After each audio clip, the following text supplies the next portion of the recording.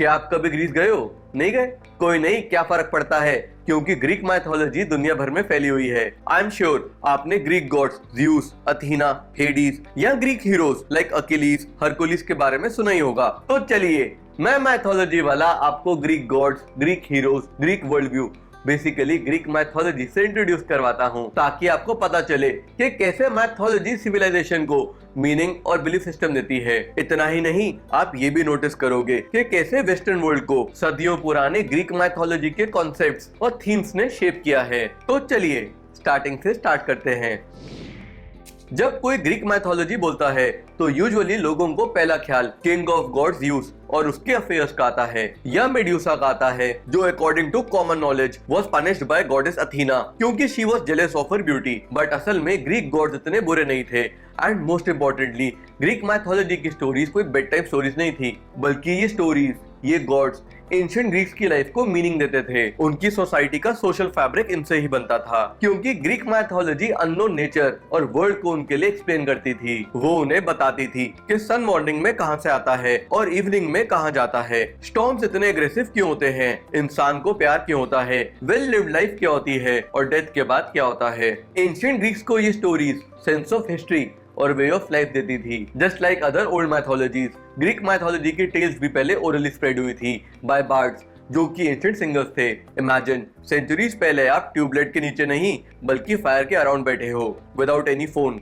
और कोई आपको ऐसी फैंटास्टिक स्टोरी सुनाए। अदर वर्ल्ड एक्सपीरियंस होगा ना। फिर 700 बीसी में इन स्टोरीज को लिखा जाता है बाय हेसियोड। वो अपनी बुक थियोगनी को उस टाइम के पेपर पपायरस पे लिखता है, जिसमें यूनिवर्स की ओरिजिन स्टोरी, ग्रीक गॉड्स का फैमिली ट्री और प्राइमोर्डियल बीइंग्स के बारे में सब होता है। लिखने से एक चीज और होती है, इससे ग्रीक मैथोलॉजी की इंपॉर्टेंट स्टोरीज का एक स्टैंडर्ड वर्जन बनना शुरू हो जाता है। ऑफ कोर्स स्टोरीज में वेरिएशंस रहते हैं, बट ऐसा नहीं होता कि जमीन आसमान का फर्क है।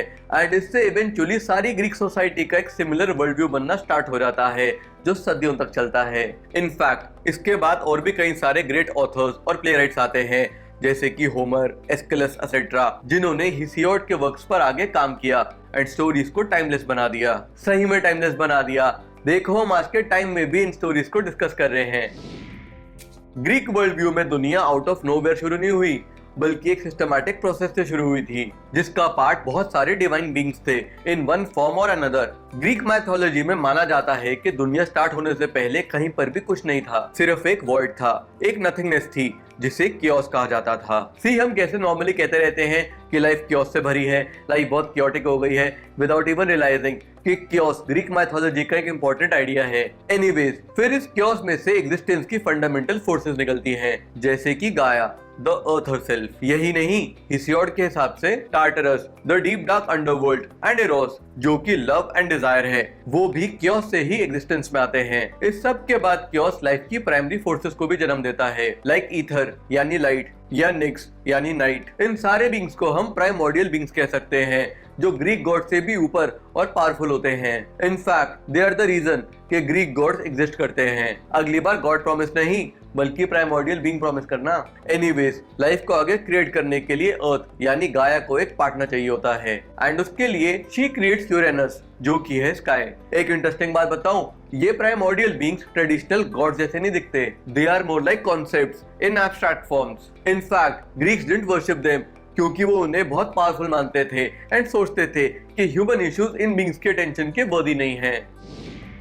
गाया यानी अर्थ और यूरेनस यानी स्काई मिलकर टाइटन्स को जन्म देते हैं। वैसे टाइटन्स को हम एल्डर गॉड्स कह सकते हैं। यूजुअली लोगों को लगता है कि टाइटन्स बुरे या विलन हैं, लेकिन ऐसा कुछ नहीं है। जैसे ग्रीक गॉड्स इनके बाद आने वाले हैं, ये भी वैसे ही थे। By the way, there are 12 Titans, 6 males and 6 females. Kronos the god of time इनमें से सबसे छोटा था, लेकिन सबसे पावरफुल था। वैसे ये थीम हमें ग्रीक मैथोलॉजी में बार बार मिलती है, जहाँ पे एल्डेस्ट सन स्ट्रॉन्गेस्ट नहीं होता बल्कि यंगेस्ट होता है। सारे छोटे भाई सोच रहे होंगे काश वो ग्रीस में पैदा होते। खैर, क्या आपको पता है टाइटन्स की स्टोरी में बहुत सारा फैमिली ड्रामा इन्वॉल्व है।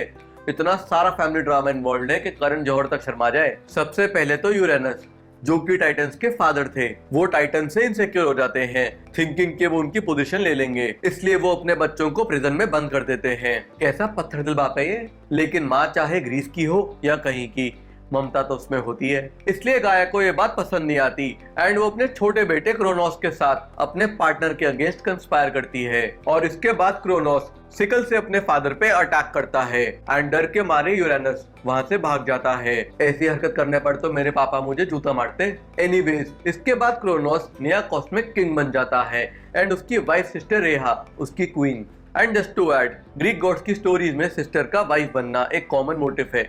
इसको आज के मॉरल लेंस से देखना सही नहीं होगा। Titans under their king Kronos काफी टाइम तक कॉस्मोस पे रूल करते हैं एंड इसके बाद हिस्ट्री खुद को रिपीट करती है लाइक ऑलवेज। क्रोनोस एक प्रोफेसी यानी भविष्यवाणी से घबरा जाता है जब उसे पता लगता है कि उसके बच्चे उसे डिथ्रोन करेंगे, जैसे उसने अपने पापा यूरेनस को किया था। लेकिन वो अपने पापा की तरह अपने बच्चों को प्रिजन में नहीं डालता।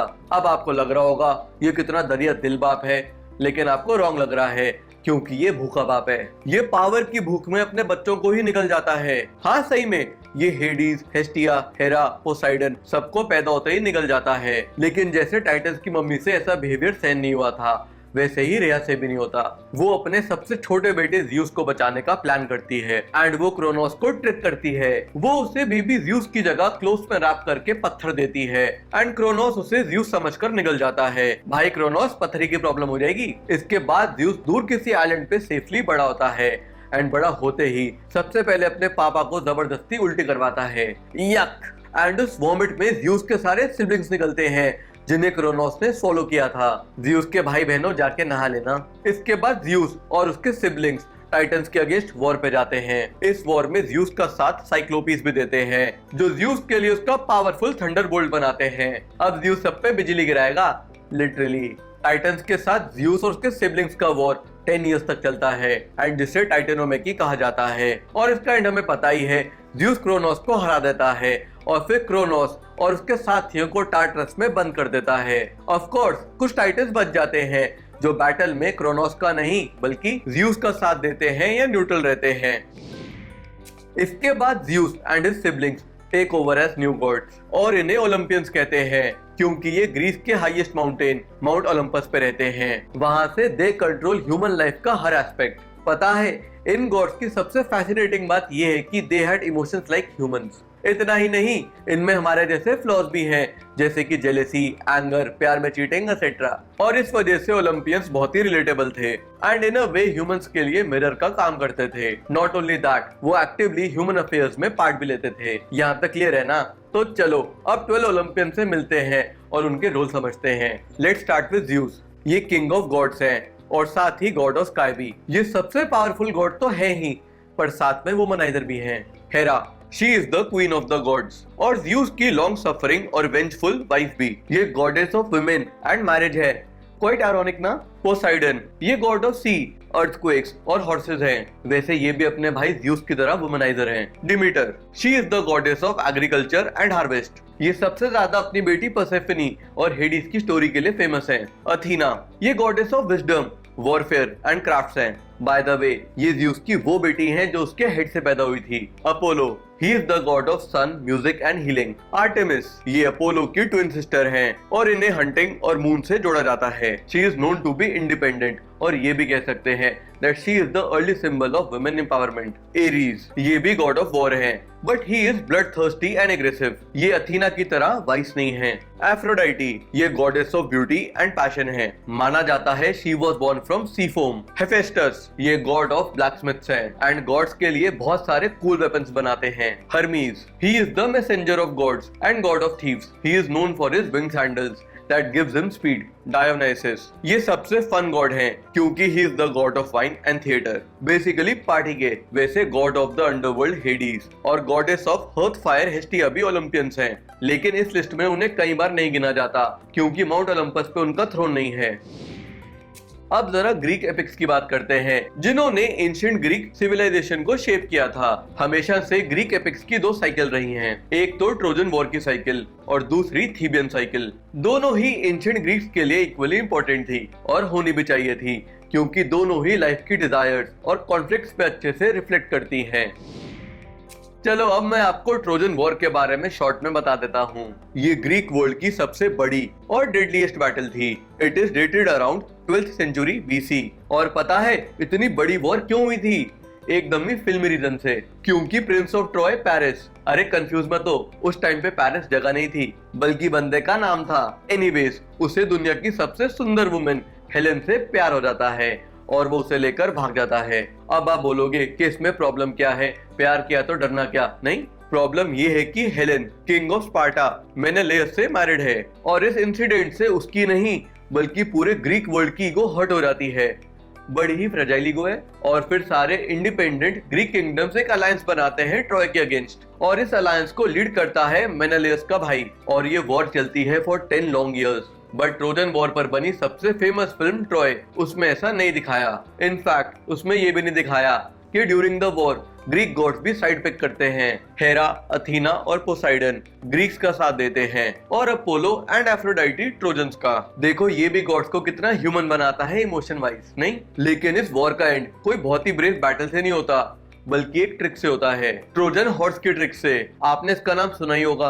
ग्रीक्स 10 इयर्स तक ट्रोजन वॉल्स क्रॉस नहीं कर पाए, इसलिए they trick them by making a Trojan horse, जो कि एक बड़ा सा वुडन हॉर्स था। उस हॉर्स को सिटी के बाहर शोर पे छोड़ के ग्रीक्स वहां से चले जाते हैं और ट्रोजन्स को लगता है कि they have won the war, और ये ट्रोजन हॉर्स ग्रीक्स ने गॉड्स के लिए छोड़ा है। पगले थे क्या ये ट्रॉय वाले? एनीवेज, वो उस हॉर्स को सिटी वॉल्स के अंदर ले आते हैं विदाउट रियलाइजिंग कि उसके अंदर ग्रीक सोल्जर्स छुपे हैं। Soon they come out of the horse and Troy की सिटी को डिस्ट्रॉय कर देते हैं और एंड में ग्रीक्स हेलेन को अपने साथ ले जाते हैं।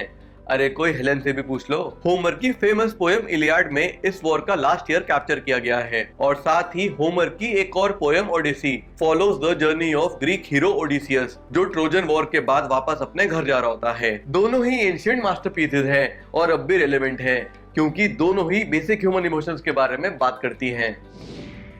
चलो अब दूसरी एपिक साइकिल थीबियन साइकिल पे बात कर लेते हैं। ये tragic story royal house of Thebes की है एंड स्टोरी में एडिपस का मेन रोल है। सच में ये स्टोरी बहुत ही ज्यादा ट्रैजिक है। आई एम श्योर शेक्सपियर को इंस्पिरेशन यहीं से मिली होगी। इस स्टोरी में एडिपस बहुत ही हॉरिफाइंग प्रोफेसी को पूरा करता है जब वो अननोइंगली अपने फादर को मार देता है और उनका किंगडम टेक ओवर कर लेता है रिडल ऑफ स्फिंक्स सॉल्व करने के बाद। इतना ही नहीं, स्टोरी अभी और भी ज्यादा स्केरी होने वाली है, क्योंकि किंग बनने के बाद ही मैरिज डोकास्टा, जो असल में उसकी मदर होती है। लेकिन सैडली एडिपस को ये बात नहीं पता होती। जब कुछ टाइम बाद एडिपस को ये बात पता चलती है तो वो खुद को ब्लेम करता है एंड खुद को पनिश करने के लिए अपनी आंखें निकाल लेता है। इस पनिशमेंट को हम फेस वैल्यू पे तो ले ही सकते हैं, लेकिन इसका एक सिंबॉलिक मीनिंग भी हो सकता है, जो कि है इग्नोरेंस ऑफ ट्रुथ। एनीवेज, ये दोनों एपिक्स एंशिएंट ग्रीक्स और हमें arrogance, destiny, role of divine के बारे में समझाती हैं और हमें बेटर चॉइसेस लेने में हेल्प करती हैं।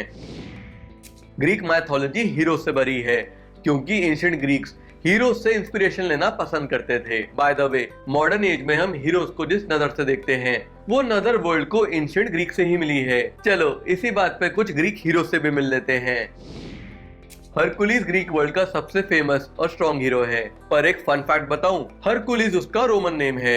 ग्रीक उसे हेराक्लिस बुलाते थे और उसका नाम गॉडेस हेरा के नाम पर रखा गया था एज अ ट्रिब्यूट, ताकि गॉडेस हेरा उसे हार्म ना पहुंचाए, because he was son of Zeus outside marriage. But ये नाम रखने का कुछ ज्यादा फायदा नहीं हुआ, क्योंकि हेरा ने उसका जीना मुश्किल कर दिया था, इतना कि मैडनेस में हेरा मेड हिम किल his own family. So sad ना। एनीवेज, अपने पापों का प्रायश्चित करने के लिए उसे 12 लेबर्स यानी 12 इम्पॉसिबल टास्क पूरे करने होते हैं किंग यूरिथियस के लिए। क्या हम इसे ग्रीक माइथोलॉजी का मिशन इम्पॉसिबल कह सकते हैं? कह सकते हैं, क्योंकि ये टास्क बहुत ही खतरनाक थे। जैसे उसे 9 हेडेड स्नेक हाइड्रा को हराना होता है, इनविंसिबल नीमेन लायन को स्ले करना होता है, तो कभी तो अंडरवर्ल्ड में जाके फियरसम 3 हेडेड डॉग सर्बरस को ऊपर लाना होता है। फाइनली गॉड्स उससे इतना इम्प्रेस हो जाते हैं कि मरने के बाद उसे गॉड बना देते हैं। इसे कहते हैं प्रमोशन।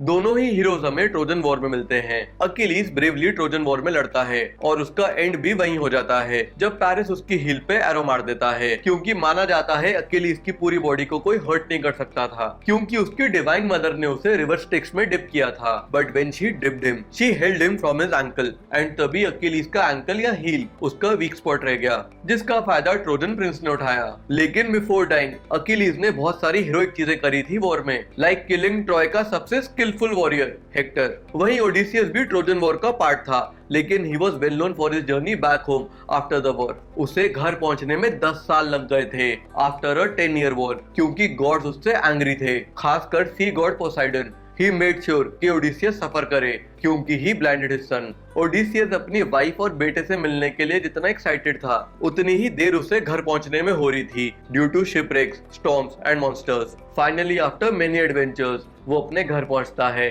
और अपनी वाइफ और सन के साथ लाइफ बिताता है।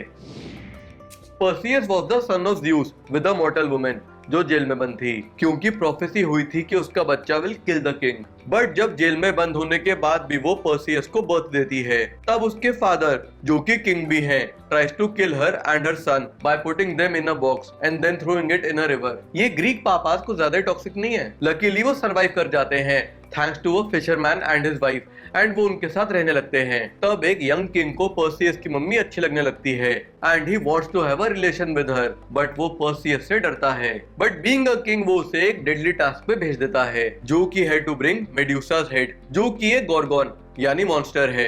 यस, मेड्यूसा की अर्ली स्टोरीज में वो हमेशा ही मॉन्स्टर थी। एनीवेज, गॉड्स पर्सियस की हेल्प करते हैं ये टास्क पूरा करने में, और वो सोती हुई मेड्यूसा को बिहेड कर देता है। क्या कोई ग्रीक वर्ल्ड में चैन से सो भी नहीं सकता? इसके बाद वो वापस जाते हुए एक प्रिंसेस को सी मॉन्स्टर से बचाता है, और मेड्यूसा का हेड उस किंग को दिखाता है जो उसकी मम्मी पे लाइन मार रहा था। लेकिन मेड्यूसा का फेस देखते ही वो किंग लाइन पे आ जाता है, क्योंकि वो पत्थर बन जाता है। वैसे एक बात बताऊं, फेमस पर्सी जैक्सन का कैरेक्टर पर्सियस से इंस्पायर्ड है।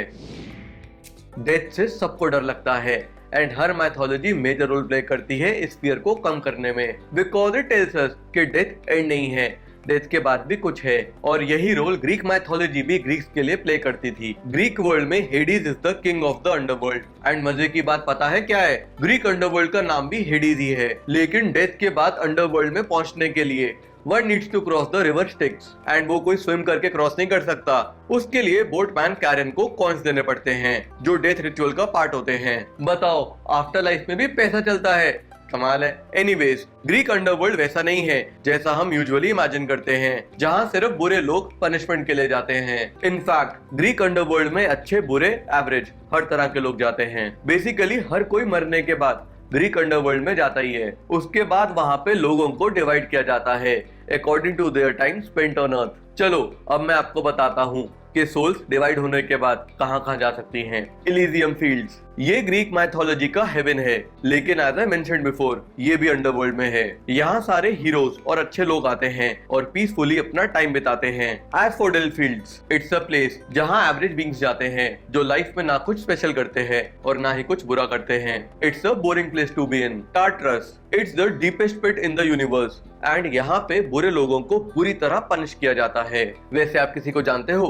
जिसे टार्टरस में जाना चाहिए? अरे, अंडरवर्ल्ड के बारे में एक चीज तो बताना भूल ही गया। यहाँ के किंग हेडीज इंश्योर करते हैं कि कोई भी सोल अंडरवर्ल्ड से भाग ना पाए। नॉट ओनली दैट, अंडरवर्ल्ड और डेथ से हेडीज का कनेक्शन है, इसलिए लोग उन्हें बुरा और स्केरी मानते हैं, पर असल में वो सबसे जस्ट गॉड हैं। इतना सब डिस्कस करने के बाद हम ये तो कह सकते हैं कि ग्रीक माइथोलॉजी ऊपर से सिंपल लगती है, लेकिन बहुत डीप है।